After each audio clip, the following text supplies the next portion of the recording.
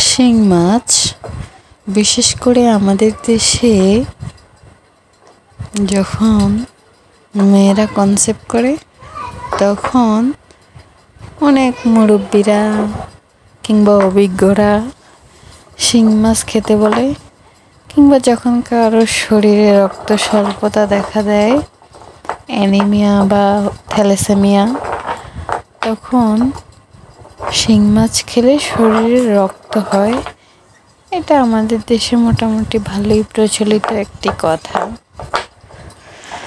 তো আমি মূলত শিং মাছটাকে বেশি প্রেফার করি আমার বেবির জন্য, এটাতে কাটা না থাকায় এবং মাছটা নরম হয়, ওর খেতে সুবিধা হয়। তাছাড়া এটার পুষ্টিগুণগুলো অন্যান্য মাছের তুলনায় একটু বেশি বলা চলে।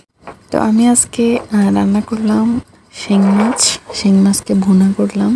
শিং মাছের ঝোলটাই মূলত আমাদের শরীরের জন্য বেশি উপকারী বলা হয়।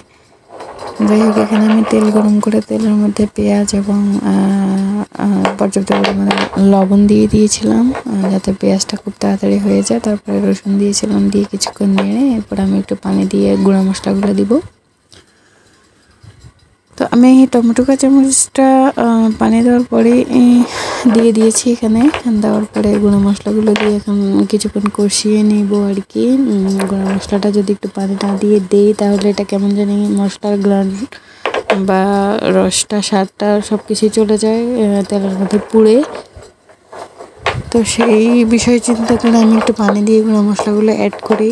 তো এখানে এখন আমি মশলাগুলোকে কষাচ্ছিলাম অনেকক্ষণ ধরে নেড়ে। তো নেড়ে দেওয়ার পরে এখানে আমি আগে হালকা একটু ভেজেছিলাম, যদিও না ভাজলেও হয়, কারণ এখন আমার কাছে কেমন যেন লাগে একটু না ভাজলে আর কি। যাই হোক, এখন এই জন্য মাছটাকে হালকা একটু ভেজে তারপরে এখানে মশলাগুলো কষানোর পরে ঢেলে এখন মিক্স করে নেব যাতে মশলাগুলো মাছের ভিতরে ভালো করে ঢোকে।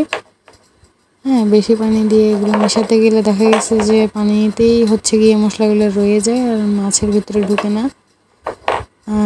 সেম সব তরকারির ক্ষেত্রেও আপনি যদি মশলাটা কষানোর পরে কিছুক্ষণ হচ্ছে গিয়ে সবজি বলেন বা মাছ বলেন বা মাংস বলেন এগুলোকে অল্প পানি থাকতে একটু নেড়ে চেড়ে মিক্স করে কিছুক্ষণ রান্না করে নেন, তাহলে মশলাটা ভালোভাবে মাছের ভিতর, মাংসের ভিতরে বা সবজির ভিতরে ঢুকে যাবে বলে এটা আমার বিশ্বাস। আমি এটাই মনে করি আর কি।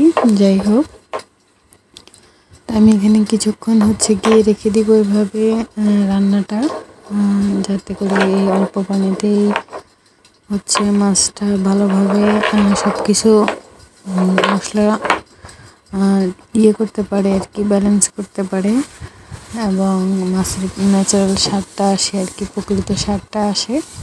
তো আপনারা কে কেমন ঝাল খান সেটা তো আমি জানি না। আমি এখানে বেশ কিছু কাঁচামরিচ দিয়েছি এবং আমার বেবির জন্য রান্না করছি, সেজন্য একটু মরিচের গুঁড়াটা কম ইউজ করেছি আর কি। যাই হোক, এটা একটু ঝাল করে নিলে ভালো হয়, খেতে বেশ ভালোই লাগে, অন্য কোনো তরকারি লাগে না, পারফেক্ট লাগে।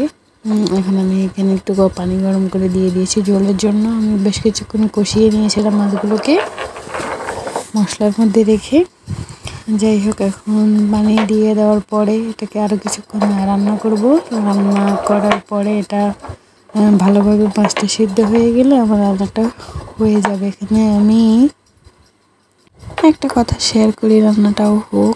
প্রতিদিন সকালবেলা ঘুম থেকে ওঠার পরে আমাদের মেয়েদের, যারা আমরা হাউস ওয়াইফ আছি, তাদের একটা টেনশন, কিংবা অনেকের আগের দিন রাত থেকেই টেনশন যে আগামীকালকে কী রান্না করবো বা আজকে দুপুরে খাওয়ার জন্য, রাতে খাওয়ার জন্য কী রান্না করা যায়। সংসারে মূলত পুরুষদের তুলনায় মেয়েদের এই কথাটা বেশি চিন্তা করা লাগে। তো আমি এরকম অন্য সবার মতো প্রতিদিন সকালে ঘুম থেকে উঠে আসলে আমি চিন্তা করি যে কী রান্না করা যায়। তো অনেক ভেবে চিন্তে দেন হচ্ছে গিয়ে একটি মেনু সেট করি যে এই জিনিসটা রান্না করব।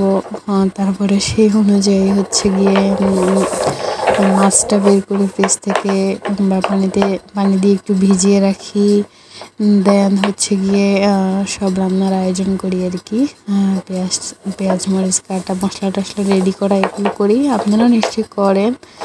আমাদের নিত্যদিনের কাজ আর কি। আমাদের সবার মানে এই বিষয়টা এই কারণে শেয়ার করলাম যে আমাদের সবার টেনশন ছুটে যায় আর কি, মূলত কী রান্না করা যায়, কি সবার জন্য ভালো হবে বা সবাই অ্যাকসেপ্ট করবে, সবাই ভাত খেতে পারবে, এরকম একটা ডিশ আমরা রেডি করি প্রতিদিন। সবার কথা চিন্তা করে আমাদের মেয়েদের এই রান্নাগুলো সেট করতে হয় আর কি। যাই হোক, তো আমার রান্নাটা এখানে প্রায় শেষের দিকে। আমি একটু নেড়ে চেড়ে ব্যালেন্স করে দিচ্ছিলাম, লবণটা মাঝখানে একটু দেখে হালকা একটু লবণের ছিটাও দিয়ে দিয়েছিলাম। যাই হোক, এই আর কি অবস্থা।